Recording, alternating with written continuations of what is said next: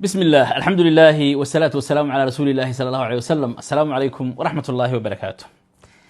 طبعا أرنت عمر عرتن أيا إن بدن ما أنت نجاح بتهوذا طبعا ولكن وأخل ما رنهانتي إن سيدا لوجر بيستاجو بل وحنده كرايا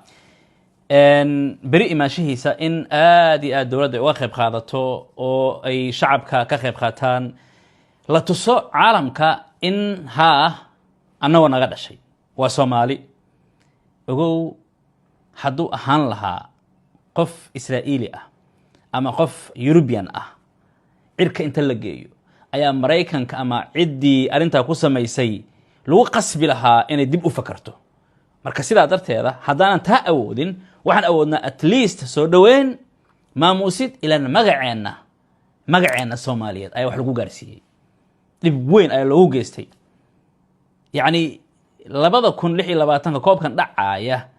in uu seego waxa sabab u ah annaga darteena Soomaali darteeda sida darteeda dawladda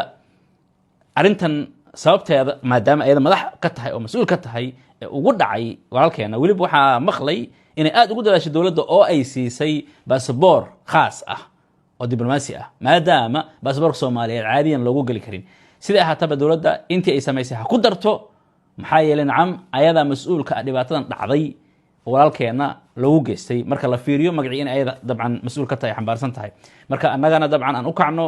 walaalka yani halla tuso garab istaag iyo wixii la midka ah bariyo iimaanaya insha Allah taala 10 June 12 dhacaya ciyaarta ay furmaysa marka kama qayb gali kara habeeraatee marka 10 ayuu soo laabanaya ilaah idinkiisa oo berita ah marka macnaheedu waxa weeyaan maanta waa talaado 4 iimaanaya insha Allah taala halkaasna uga baxaya arimihii bariga dhexe maxaa ka cusub dabcan horta Mareykanka waxa cad boqolkiiba boqol in waliba kan saa u qabsada iska daakan waxa cad inay uga dhamaatay dagaal inuu ku laabto sida muuqata Allahumma hal arin in dhacdo ma ahane hasha arin oo ah in Iran ay weerarka ku bilowdo laakiin inuu asaga hadda bilaabo oo weerarkii dagaalkii uu soo laabto uma xiisa qabo sida muuqata maxaa yeelay hadalka ugu dambeeyay ee Trump haddaan ku akhriyo waa sidan u fiirsaya wuxuu leeyahay you better be careful Netanyahu ayuu ku leeyahay you better be careful isjiriya hadaba inaad taxadirtaan kula talinaya or you will be on your own kaliya noqon doonta walaal daadan joojina taariikhda ugu dhacaysa waliba very soon ayaa raacsan you will be on your own very soon mar dhow kaliya noqon doonta haddaadan joojin qaybta ka hadalkan wuxuu dhigan yahay if attacks on Iran continue haddii dagaalka aad Iran wali ku wado oo aad weerarayso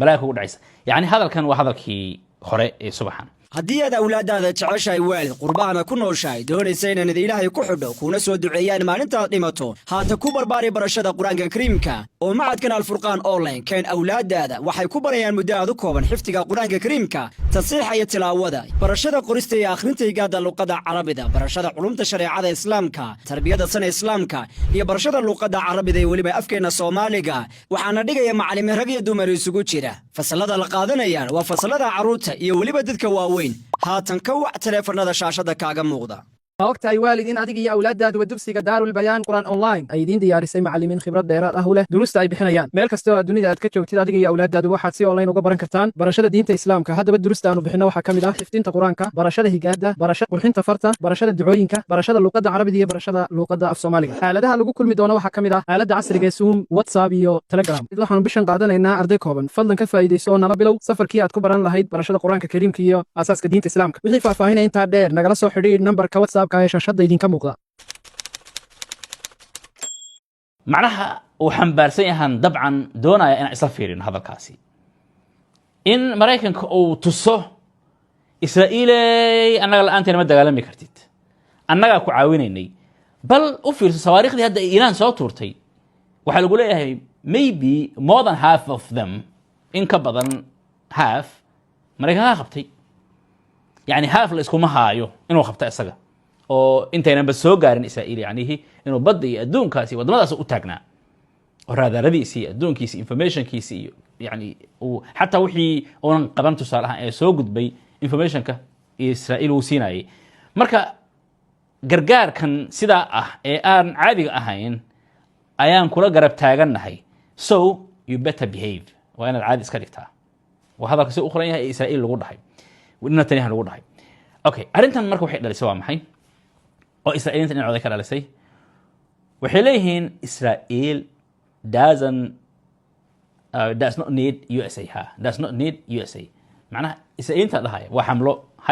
#Israa'iil uma baahna Maraykan,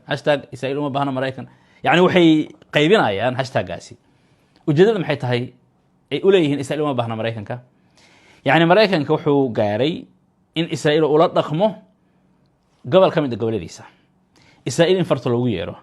cagsigeeda aheeday leeyihiin waxay ahayd in Maraykanka fartaan ugu yeerno sida weligeeda ahayd la isku ogaa oo ilaa haddeertan macnaha mar dhow taagneed. marka in anaga fartan loogu yeero oo joojiya ha sameynina sameeya kada anaga aan noqon, waxay dhaheen no, arrintaasi uma qalanto, macnaha uma qalanno in lagu sameeyo. marka Israa'iiliinta waxay ka adiga ficiltamaan saas oo waxay leeyihiin haddee maadaama annaga aan martabadaa joogno ilaahay dadkii oo doortay aan nahay, waxay ahayd anaga in laga amar qaato oo laga dambeeyo.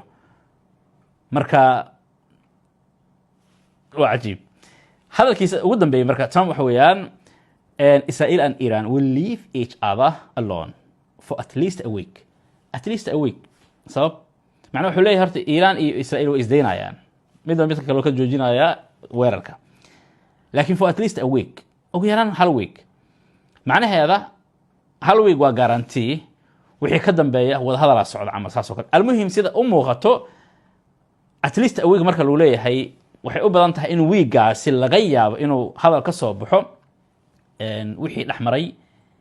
ee hadal ah wada hadaladii socday Maraykanka iyo Iran, in natiijo laga filaayo ayaa meesha muuqanaysa. maxay yani wiiga soo socdo kulli aad muhiim u arkaynaa. hadda arrintii ma joogsataa markiska Soomaali Qur'aan Online waalidna u baahan tahay barashada xifdiga Qur'aanka iyo tarbiyada suuban in lagu baro carruurtaada inta ay yar yihiin, isla markaasna aad raadinaysay macallin aqoon u leh iyo khibrad dheeraad ah oo duruusta uu bixinayo. haddaba wuxuu kugu bishaaraynayay dugsiga Soomaali Qur'aan Online inuu bishan qaadanayo fasallo cusub oo online ku baxaya. haddaba wuxuu Soomaali Qur'aan Online wuxuu ku furan yahay 24 saac iyo 7 maalmood ee usbuuca. waa dugsi lagu barbaariyo isla markaana wax lagu baro ubadka qurbaha ku nool iyo waalidkooda. haddaba applicationka ay ka tiri doona waxaa ka mid ah applicationka Teams, Telegram iyo WhatsApp. haddaba waalid horay isaga diiwaangeli dugsiga Soomaali Qur'aan Online.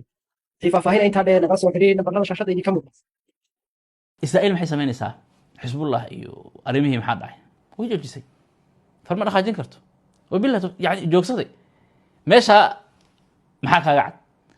Iran ficilkii ay samaysay ugu yaraan wuxuu keenay in xisbullah weerarkii laga joojiyo ama Lubnaan si kala dan kugu dhigo laga joojiyo. intaas ugu yaraan keenay. Israa'iil waxay ka baqaysaa suuqa. طيب waxaanu imaanaynaa arrintan kale ee ah helicopter la soo riday oo Maraykanka laga soo riday. helicopter waliba waxa lagu tilmaamayaa kuwa Apache-ga ah ee weerarka. helicopter-tan waxa ay mareysay dhinaca iyo Hormuz. Maraykanka soo hadalka u dhigayo waa catal fanni, macnaha waa wax adiga fanni ku saabsan oo iska soo dhacda, macnaha ma aysan yani wax laguma dhufan sida hadalka uu yahay. bal Trump wuxuu leeyahay waxa nabad qaba oo caadi waxna aanan gaarin dhammaan intii markaa saarneed marwaxiyadaasi ama helicopter-taasi way nabad qabaan. waxayna ahaayeen 7 nacam 7 ay ahaayeen 7dan waa la soo badbaadiyay normal weeyaan wax bayraadka gaaray ma lahan sidaasi. laakiin su'aalay u baahan tahay arrintan. horta helicopterada dabcan Apache-ga ah Maraykanka wuxuu aad iyo aad ugu isticmaalaa hadda Hormuz iyo maraakiibta. yani hadda markabkii video kan ka hore aan ku sheegnay ay weerareen ciidamada Maraykanka, ciidamadooda waxay ugu daateen helicopter wateen oo u daateen markabka marka ay qarxiyeen oo motorkiisa qarxiyeen ay gantaal ku dhufteen ayay almuhim u daateen. yani waxa saarnaa naaqudayaal hindi ah oo 20 iyo dhowr ay ahaayeen. kulay Cumaan iyo Hindi area joogtay iyo Maraykanka saddexdooda ka qayb qaatay si u soo badbaadiyaan. marka kulay way soo baxaysaa maxaa yeelay waxay dhaheen xaadisadan arrintan dhacday in asbaabat suquud la tazaalu fi qayd at-tahqiiq, macnaha baarid ayaa socota arrintan kulay ku saabsan. marka lama degdegi karo maxaa soo riday, laakiin kulay helicopterta way burburtay sida muuqata. laakiin 7 ka mid ah inay yani la soo badbaadiyay naftirkeeda ayaa wuxuu keenayaa inaan la soo ridin camal hadalka saas u ekaanaya kulay. laakiin waqtiga soo socdaan arkayna biidin Allah taala. oo intii ugu dambeysay aan soo koobay waxyaalo kale way jiraan intaasaan kusoo koobay arrinta cumar cartana aad yani maskaxdeeda iga buuxdo oo walaalka ilaahay subxana wa tacaala ha u yasiro waxa ku dhacay macnaha wax weyn oo intaa usoo dadaalayay ayaa hal mar lagaga dhuftay waxaan arkayay qolo ama ragga qaarkooda dhahaya yani wax aanan waxba ku dhicin oo normal ah yani saan kada iyo wixii la midka ah walaalka lama yeso qof meel gaaray lama yeso haddaadan kicin karin qaadi karin ka daa shartaada qof walba wuu dadaali karaa laakiin dadaalka qofna wuu haraa qofna wuu wataa wuu watay ilaa meeshan uu joogo uu gaaray sidaa darteeda magacii Soomaaliyeed ayuu u dhiban yahay maanta loo dhibay oo dhiban uu yahay marka dawladda inay garataan rajaynaa insha Allah taala in si wanaagsan loo soo dhaweeyo oo madaxda ay aad iyo aad u qiimeeyaan macnaha labada dhinac insha Allah taala intaas ku soo koob salaamu alaykum wa rahmatullahi wa barakatuh ogtahay waalid in adiga iyo awlaadaadu dugsiga Daarul Bayaan Qur'aan Online ay idin diyaarisay macallimiin khibrad dheeraad ah u leh duruusta ay bixinayaan meel kasta oo dunida aad ka joogtid adiga iyo awlaadaadu waxaad si online uga baran kartaan barashada diinta islaamka haddaba duruusta aanu bixino waxaa kamid ah xifdinta quraanka barashada higaada barashada qurxinta farta barashada ducooyinka barashada luqadda carabiga iyo barashada luqadda af Soomaaliga aaladaha lagu kulmi doono waxaa kamid ah aaladda casriga ee Zoom WhatsApp iyo Telegram waxaanu bishan qaadanaynaa arday kooban fadlan ka faa'iideyso nala bilow safarkii aad ku baran lahayd barashada quraanka kariimka iyo asaaska diinta islaamka wixii faahfaahinaya inta dheer nagala soo xidhiidh nambarka WhatsApp-ka ee shashada idin